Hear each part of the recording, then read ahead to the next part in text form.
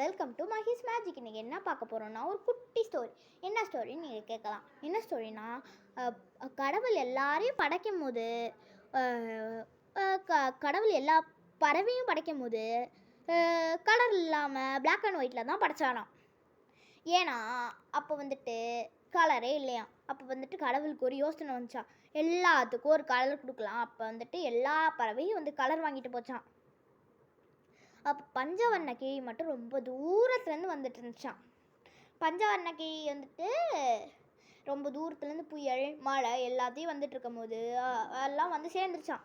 அப்போ எல்லா பறவையும் எல்லா கலரையும் வாங்கிட்டு போயிடுச்சான். கொஞ்சம் கொஞ்சம் தான் எல்லாத்துலேயும் இருந்துச்சான். அப்போ வந்துட்டு எல்லா கலரையும் தொட்டு அடிக்கும் போது எல்லா கலரும் மேலே அப்படியே அடிச்சு விட்டாங்களாம்.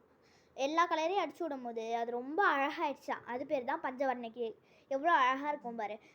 எப்போதும் கஷ்டப்பட்டு வரவங்க தான் ஜெயிப்பாங்களாம். ஏன்னா அவங்க தான் ஃபஸ்ட்டு. ஏன்னா அவங்க கஷ்டப்பட்டு வராங்க. ஓகேவா?